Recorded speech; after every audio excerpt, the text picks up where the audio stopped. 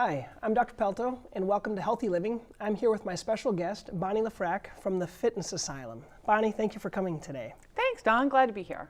So Bonnie, we're going to talk a little bit today because we're starting a new year, the month of January, and everyone is thinking about fitness, getting in shape, and probably losing weight. I hope so.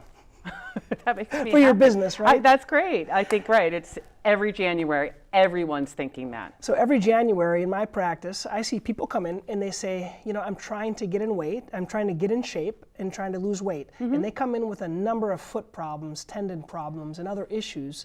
And I tell them, and no one listens to me. And this is probably a similar thing. I say, you know, it's 80% nutrition Right. and 20% working out. I would start with the nutrition first and then with the working outs. What do you think about that?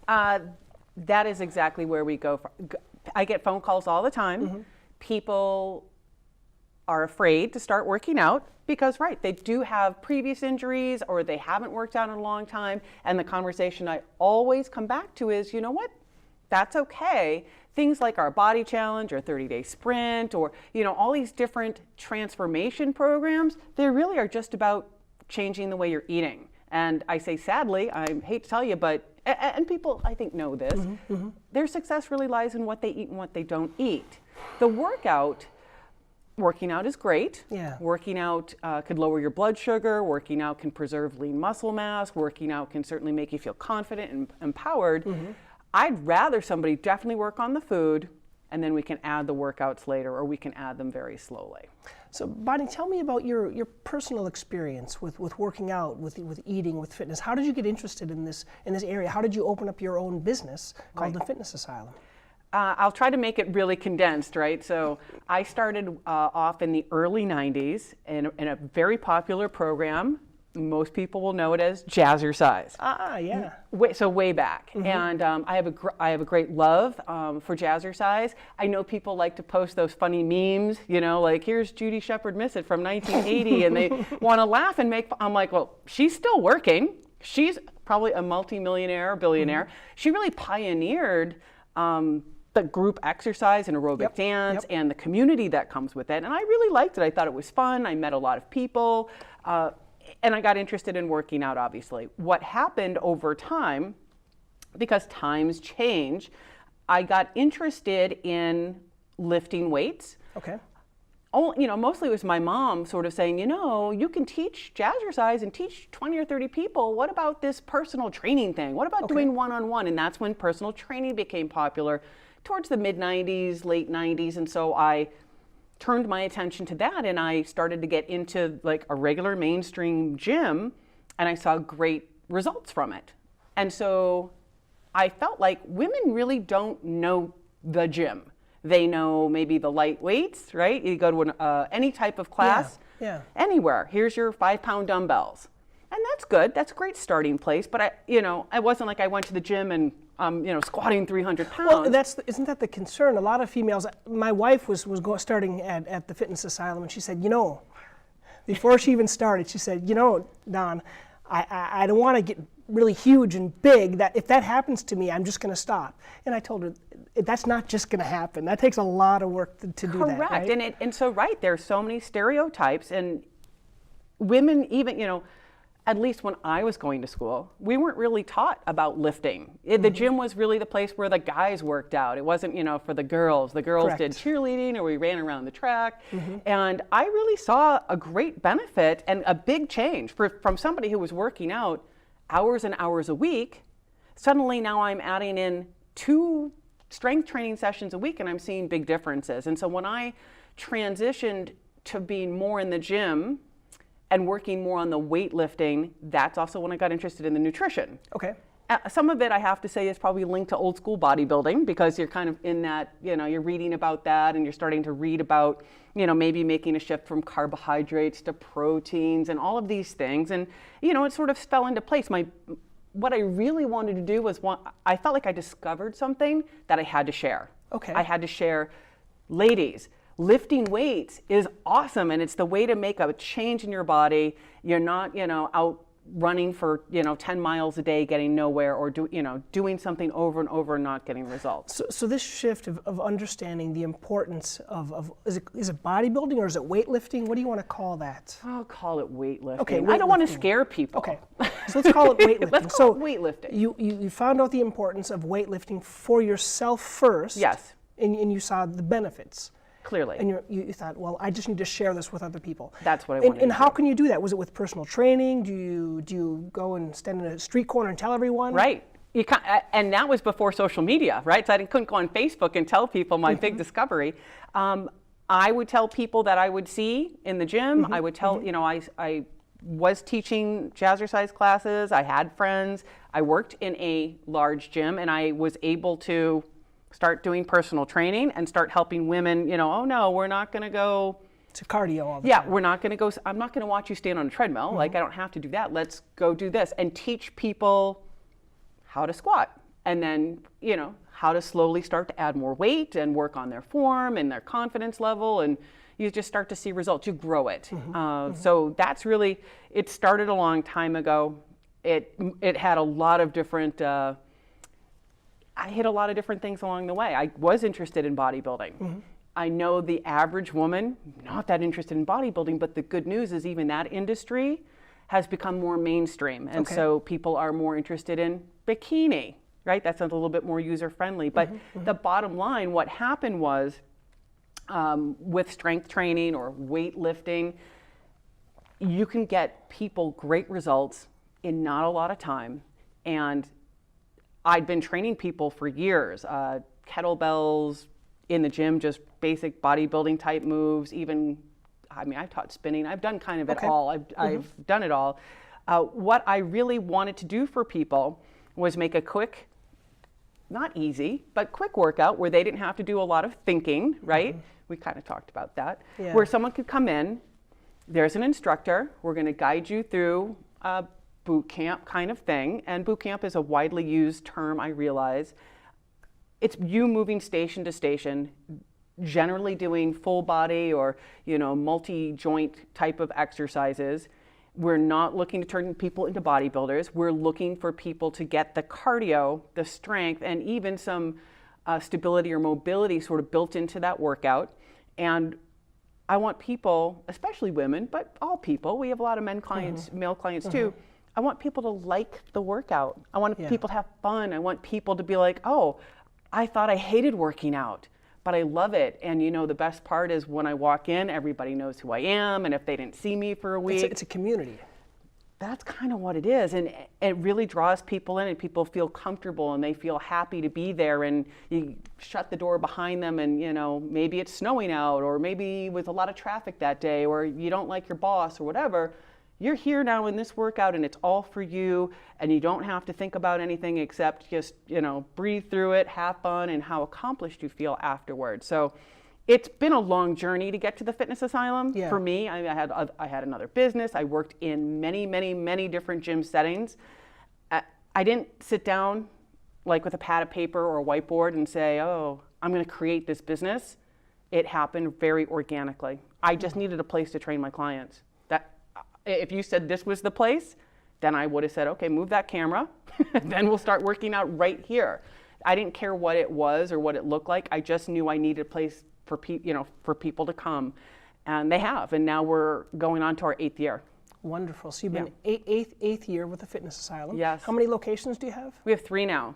So The biggest one, the newest one is in Hudson, correct? it is, yeah. And so that's sort of a newer territory for us. We had clients in Hudson and around there, but now, and Hudson's kind of cool and upcoming, has nice. Growing. It is, it's growing. It's a there. really nice place.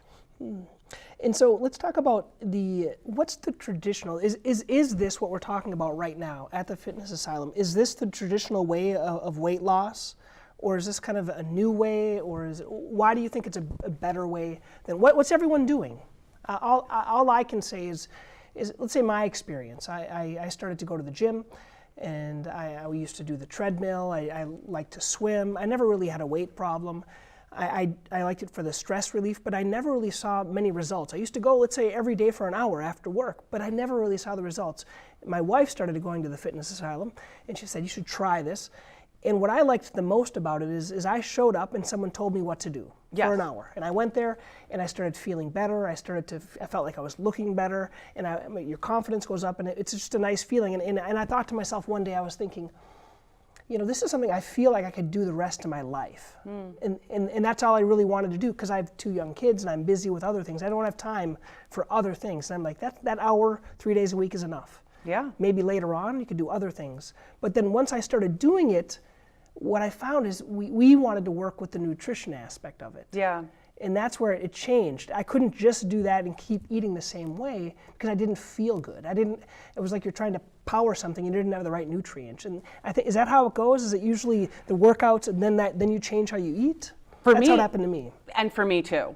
And it's interesting because then I have the phone call with people, and I do try to get them started on the nutrition first, because they're not ready for the workout. So I have people come in it from both ways. Your question is really interesting. So, and it's funny, I have this conversation a lot. I have it with clients, I have it with friends, I have it with colleagues. When it comes to nutrition, it's kind of like ask 10 experts or ask 10 people. Never mind experts. Ask any 10 people and get 10 answers.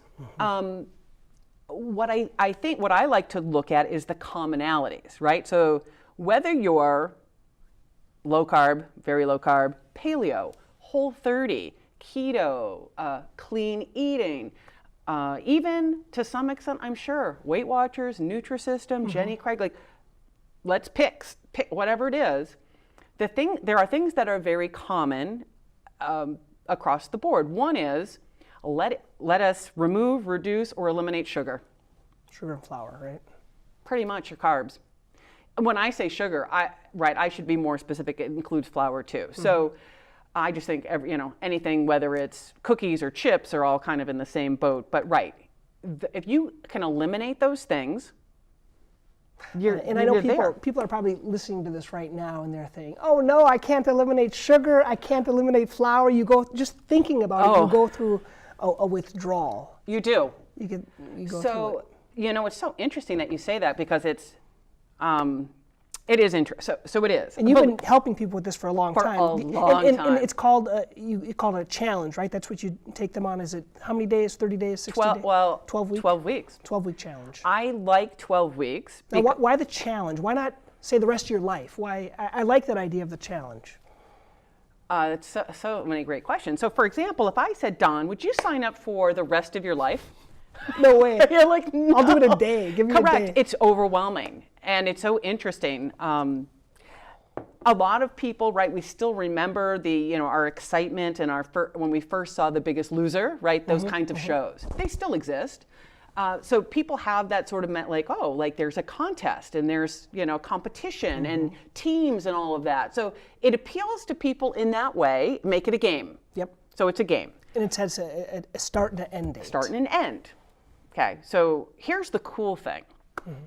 Once people do get started, they do start over 12 weeks, because it's a long enough period of time and we're giving them information, education, they're seeing the results, but they start to realize, I'm enjoying it, I'm seeing changes, I see the benefits. If I want to keep my results, I'm probably going to keep doing this. Yeah. And really, we're not getting brand new people every 12 weeks. We get like 50% new and 50% stay, because they do understand lifestyle is not just 12 weeks of no sugar, no flour, or whatever changes you made. Yeah. Maintenance isn't a special island you arrive on and you get to stay there and then go back to doing all the things you wanted. So another thing besides the sugar and the flour, the common element amongst any plan that you pick would be consistency. And that takes practice. I tell people all the time, I said, you know what, you're not going to undo 40 years of, I'll fill in the blank, 40 years of crap. Yeah. 40 habits. 40 years of bad habits, or just different habits, or different ways of being, and change it all in 12 weeks, right? It's a process. And when people see the results and they meet other people and they don't feel so isolated and alone and confused, because we're bombarded with information. Yeah. I think one of the keys you just addressed, which I know you're going to talk about, is the community. Yeah. You can't do it alone, Bonnie. How many times? I remember when I was a little kid, we had to run the mile, and so I decided. I think it was 2 days before I was going to start practicing running the mile. So I was in my basement running around the mile, doing that thing. And then as I was a younger kid, I was thinking, well, I was a little hefty on the husky side, and I was, I'm going to start a diet and just, stop eating Twinkies or something like that. So we all have these, I don't know, it's almost like you're taken over with a desire to change, but it's really hard to do it alone because you fall back into your habits so easily. And one of the habits is working out. But an even more difficult habit is how we eat. That's always what gets people. So we'd all like to think we can outwork our diet. Yeah, right. I work out 2 hours a day or 3 hours a day, so I can eat whatever I want. I have clients like that. And again, it is sort of, a process of realizing, okay. Some have a metabolic state that they're just skinny. They can eat whatever they want. Yeah, we don't like those people. Yeah, no, I'm not kidding. that. Because you have kids and you'll start to see, and I've seen it in my children where I really do, I'm interested. I'm like, well, to some extent there's a genetic component. Let's face it. We do all have a skinny friend. Yep. I have like a skinny child who eats more than anybody, and it's amazing. I'm like, this is unbelievable. Check out how small this person is, and they consume everything. So that's real. And there are things that happen to people, who knows over the course of somebody's life, the different ways things, slow down. Maybe, people, they're skinny until they're 35 or 40 or 50. And then, because it's going to hit a point where something changes. Aging, of course, your sort of the best hormonal profile you'll get is probably at age 25 when, everything is going in your favor. After 25, things start to change. And if you're not working out, you're not strength training, you're not really paying attention, you're going to start to see a slow decline. Yeah. And if you keep eating like you were 25 when you're 40 or 50. That's when people start to go, wow, I've had a weight creep. And it could be very slow and insidious, but it happens. And I tell people all the time, I'm like, look, fat loss is a hormonal event. So weight loss, fat loss, fat hormonal. loss. I like to say fat loss because I don't want to be too obsessed with the scale. I think that people get thrown off by the scale, and thrown off in a lot of ways. You get, we've all maybe played the scale game where if I got on the scale and I liked what it said, I could eat whatever I want. I have some wiggle room. Hooray! I can do this or that. So I try to warn people. I'm like, you know what? The scale kind of fluctuates. Don't get too wrapped up in it, but let's think about fat loss, and fat loss shows up in different ways, how your clothes fit, right? How you feel. You go to boot camp class enough to notice like, oh, wow, I can really go a little bit faster. I can get that extra pull-up or that extra push-up. I can go a little bit heavier on the weight. So, you maybe eventually get on the scale and go, the scale didn't change at all, but I'm wearing pants that are, 2 sizes smaller. So, it's the community thing is really big, and what's really cool? When you go to class, on the regular basis, and you've seen it, people start clapping for other people. Yep, they do. Like, oh my God, you just did something you never did before, and you're like everybody's clapping. People are happy for you. They want your success, and they feed off of it, and people feel good there. I think that's a good transition to maybe share some of these success stories that you've had with some of your clients and something that you're proud of about other people. Yeah, that's the best part about the Fitness Asylum is I live like I just love all of the success stories. You won't find really on our Facebook page like pictures of me working out, like, hey, look at me. Who cares about me? It's my clients. But I have a couple different pictures to show, but I have thousands and thousands and thousands of photos. And what's really cool, I have cumulative photos. So if they've done multiple 12-week challenges and correct. Things like that. We can, sometimes we'll put together 4 photos where you can kind of see, sometimes here's where they started 2 years ago, and here's where they're now. Oh, amazing. I have goosebumps talking about it. So, for example, I have Amanda Brown, who in her weight loss, which is about 85 to 87 pounds right now. Wow. She looks like, she lost 10 years, 15 years easily. Just a completely different person. And what goes with that, of course, you can imagine you're a physician, so you can already be like, Bonnie, I'm sure if she got her blood work and we compare that, you know, Yeah. that's and people do. They'll go to their doctors and not only, so I have the photos. Yeah. What I really like is when they get They their go to the physical doctor and they evaluate. and the triglycerides are down, the cholesterol ratio is so much better, and their blood sugar is, you know, their A1C is great, and all of these health markers where you're like, I mean, I don't want to say, we're saving lives. I mean, we are, you know, amazing. it is. And the person feels really good about themselves. So I have all of these, you know, cumulative photos, and, you know, the ones I'm going to show you, of course, are the most dramatic ones. Alice Moriarty, 90 pounds, Paul Belkulfing, 100 pounds. Wow. These are about 2 years for each person. It took 2 years to lose that amount of weight. Now, if someone that's watching this and they say, well, that seems impossible without surgery, or it seems impossible, how do these people do it? So what's this? There's no secret. I know. It is interesting because I always go to my clients and I'm like, why them and not the others? Interesting, right? So it's consistency. It's also, you know, none of these people, and I say this all the time we do like a kickoff for our 12-week challenges. I'm like, look around you right now. The people sitting next to you are just like you. They're not smarter than you, better than you. They don't have more willpower than you. They don't have better genetics than you. All the same. So what's the difference, right? Is just being consistent, not trying to be perfect, because you know what I mean? Like, you don't really go 2 years without having pizza or cake or whatever. Messing up.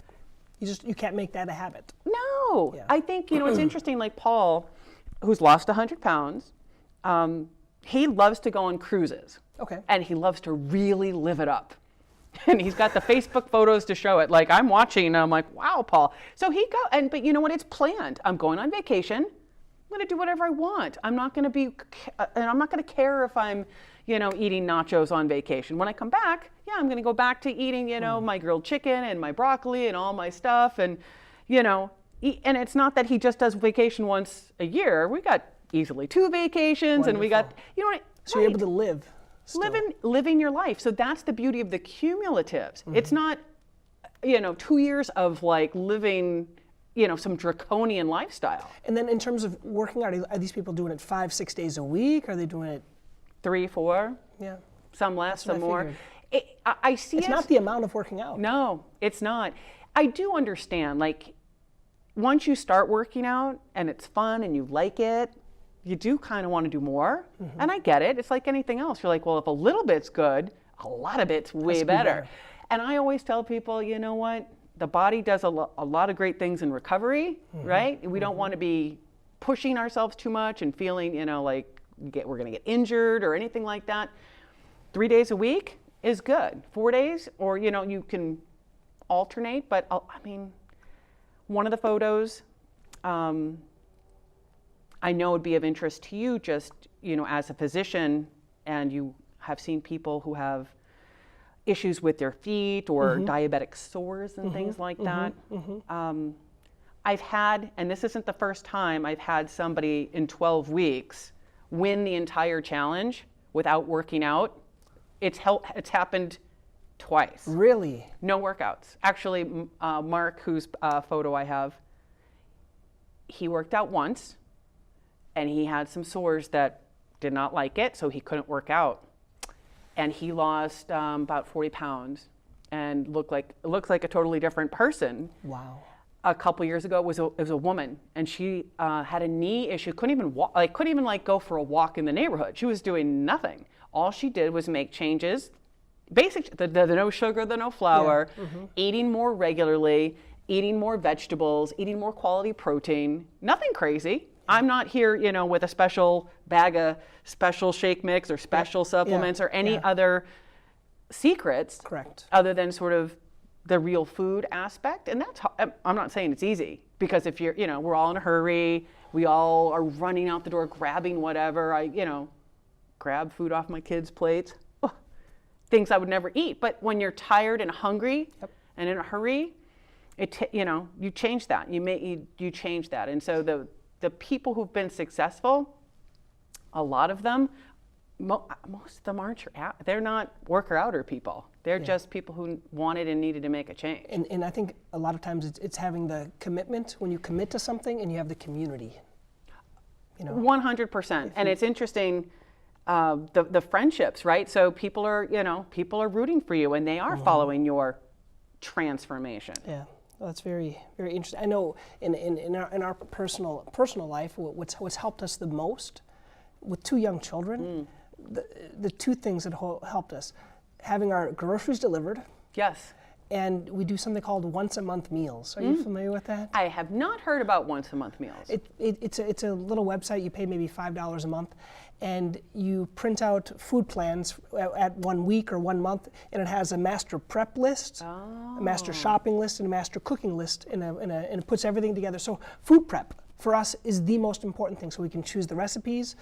And I tell you, when you get home and you have food ready, we look at each other and we just smile. We say, we have food. When we look at each other and we don't have food, we're like, what are we going to do? What are we going to go out? And it just causes added stress. So food prep, I think, is the most important thing for having peace at home with kids. Oh, it is. You're hungry, you walk into your house, open the fridge, and there's raw chicken. Yeah. That's like, That's going to take a half hour to cook that and you're hungry. It is. And so food prep, I've asked people, I've straight out said, what are the things that make you feel successful, right? Having food. That's it. That was the number one answer. For me, it's having a clean house and having food prepped. Having food prepped was the number one answer. Number 2 was scheduling and going to boot camps. And again, so I asked obviously people who were in my program. I didn't ask 10 strangers, at the grocery store what they thought was success. But because, and then we just really talk about not making elaborate meals. It's really, once the food is prepped, then it is just the art of plating. Yeah, usually it's the protein that's prepped, right? You may prep the protein, you add it to a salad. Exactly. Or something. I have to confess, it is a little bit boring. It's a little bit boring because it's usually salad and protein, and then you can maybe on the weekends we spice it up, but during the week, it's just living. Right, so exactly. And so there's a quote out there. I've been quoted by my clients. Yeah, what do they quote? I won't use the whole quote because there was a word in the quote. Okay. But it was pretty much, every time you eat is not going to be a fiesta. Yeah. Right, it's fuel. Yep, and fuel. I've made the joke before, I'm like, you're not driving in your car going, oh, let's go to Shell gasoline, and your car says, oh no, I'm so sick of Shell. Yeah. Could we please go to a different gas? No, it just wants gas. It's gas. And that's a shift. And you know what? Let's face it. It's a great shift to make, but it's also kind of like, I kind of at the end of the week look for, if you Try something different. Yeah. I want to sit home and just eat a pizza. And now if I'm not doing that anymore, what am I doing to unwind? What am I doing to connect with my friends or my family? I'm like, well, it's called talking to your family. And I get it because that's how we do connect. With food. Let's go out for drinks. Let's go out for, pizza or nachos or whatever. And so what if we don't do that? I mean, we could still go out. Yeah.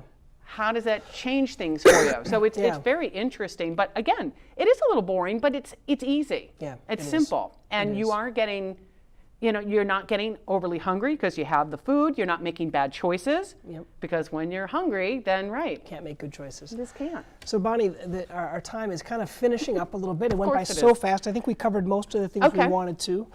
Is there anything else that you wanted to share? And if not, just how can people kind of learn more about the Fitness Asylum and kind of try it out? Please go to our website, of course. What is it? Fitness-asylum.com. Okay, we'll put it on the screen. Perfect. And my contact information there is too. So if you want to talk in depth, give me a call. Well, thank you so much, Bonnie. It was a wonderful time chatting with you. Same here. And hope we'd have you back sometime. Absolutely.